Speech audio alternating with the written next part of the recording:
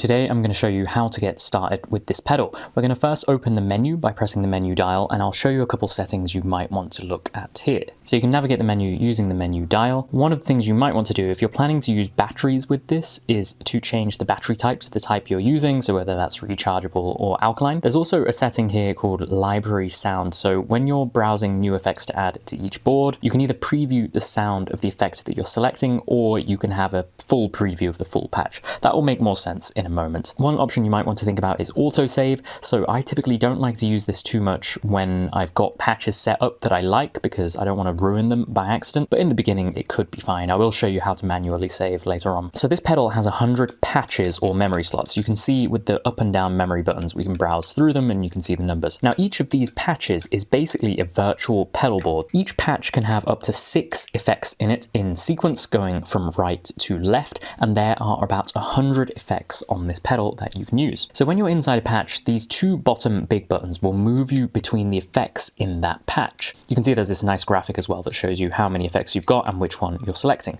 Now on each of the effects, if you want to change the parameters of that effect, you can just start turning any of the 4 dials and that will open the parameters changing menu. And you can see there's 4 different parameters here that correspond to the 4 different dials you have here. So we can fiddle some of the options here. There's an input and there's an output, and when we're done editing we can press any of the dials to exit. By the way, you can see I've got an edited indicator here, and that's telling me I've made a change. So since I don't have autosave enabled, it's telling me, hey, you've edited this, maybe you want to save it. Let's go to an empty patch and I'll show you how to build one. So to start with, we have no effects, so it's prompting me to push the library button, which is over here. Now when you go into the library, it's a grid of effects and they're organized into rows and columns. Each of the columns represents a category of effect. What's cool is the order of these columns is sort of roughly what you would expect a typical pedal board setup to have. So remember, we're going from right to left. So to start with, in pink, we have all different types of things to do with dynamics. So this is stuff like compressors, noise gates, limiters, things that you would typically have at the start of your signal chain because you want it to apply to all of the different effects that come afterwards.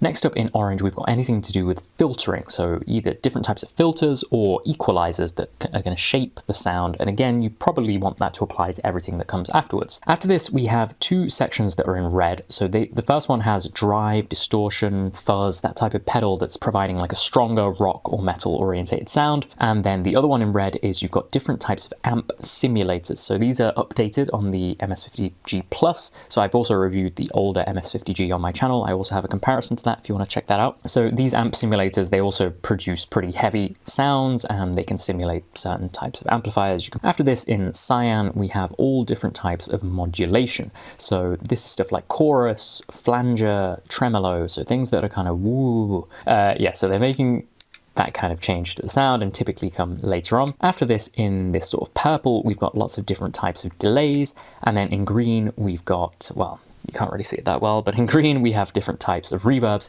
And again, this makes sense. Reverb and delay, you typically have them at the end of a signal chain because you want it to apply to everything that's come beforehand. Lastly, in yellow, there's a few different special effects. By the way, I should say, just because, you know, you've got these different effects in columns, you know, you don't have to only pick one effect from each column. You can combine as many as you want. It's just an easy way for them to be organized. So, you know, if you want to add 5 compressors in a row, you totally can. There's no problem with that. So when I've selected the effect I want, I can press the middle switch to put it into my patch. By the way, this middle switch is the one that enables and disables the effect. You can see this red light here is on when the effect is on, and you can see when I disable it, the red light goes off, and also you can see the picture is kind of faded and grayed out. So I'm going to add another effect, so I can press the add button to do that, and I can choose which side I'm doing it. So remember, on the right the effect's going to come before, and on the left it's going to come afterwards. So let's put something before. It's going to take us back to this library grid menu, and let's add a drive, and then let's add something else before that.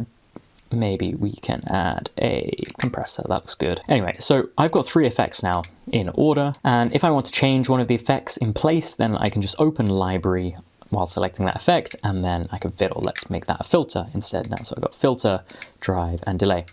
If I instead want to remove it, you can use the delete key, and then that will ask you, do you want to delete effects? And then we can execute, and then that's gone. Another thing you might want to do is shuffle around the order. So you need to select an effect, press menu, and the first thing you're going to get is move effect. So then you can press the menu key again, and then it's going to be picking up this effect, and then you can use that menu dial to move it around. So I'm going to put it after my delay for some reason. That's strange. So if you're not using autosave, the way you would save that is to press the menu key, scroll over to save, but you might want to change the name of it. So you can go to patch name here and enter that. In this patch name menu, you can move around the cursor with this fourth dial. You can change a character with the third dial. You can do a backspace, and then once you're happy with that, you can exit. Annoyingly, it kicks you all the way back to the pedal. And then if you want to save, then again, you'd scroll over to save. What you can do here is choose where you are saving to. So you might just be overwriting the same patch, or you might want to save it over a different one. One thing to note is that it comes with 85 different factory preloaded patches, and if you change one of them and you want to get it back, then you can go to the menu and go to revert patch, and that will bring back whatever was on the factory when it came. So yeah, with saving, I'd say when you're playing around, autosave is fine, but maybe, if you have a setup with some really particular sounds, maybe you're using in a gig, you might want to disable autosave. So there's a couple of special effects that I wanted to mention. So those are in the last column in yellow.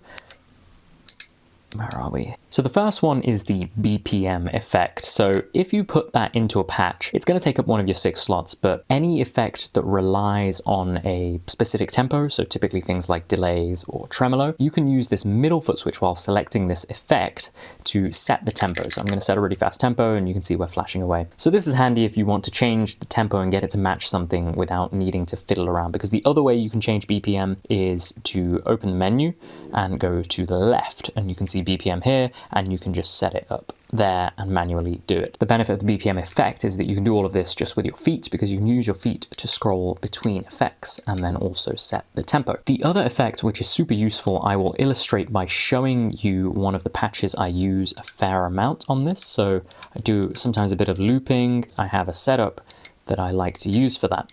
So in the setup, I have a compressor to start with that's always activated, applies on everything. Then I have an octave pedal, which I have disabled by default, and I actually navigate around using, the left and right. So when I want to use the octave, I swipe over to it, I turn it on, and then I can turn it off. And next I've got this pedal that I want to talk about, the line selector. What this essentially does is let you activate more than one effect at once. So all the effects that come after the line selector to its left, this will either let the signal go through to them, or it will bypass everything that comes from the left and go directly to the output. And you can see if I activate and disactivate it, you can see that quite clearly. We're going next effect, or we're going all the way out to the output. So after this, I have effects, a wah, distortion, and a delay, and these are all enabled by default. So when I'm on the line selector, by default, I'm going to be going to the output. But if I press the main switch, I'm going to go to those effects, and they're already enabled. So it's going to enable all 3 of them at once. So for me, this functions like a soloing button, but I'm sure you can come up with lots of cool ideas. Again, the downside is this takes up one of your slots. So you can only have 5 different effects activated at once, or in my case, just 3, and then I have 2 others on the other side. But a very handy pedal to have in your arsenal. So that is everything I wanted to show you. If you have any questions, if something wasn't clear, do feel free to ask. I hope you enjoy using this pedal. You can check out my review of it, and you can also check out a comparison with the MS50G, the older pedal. There's actually some things I prefer about that pedal, if I'm being honest, but you can see that there. So yeah, thanks for watching, subscribe, and I'll catch you in the next one.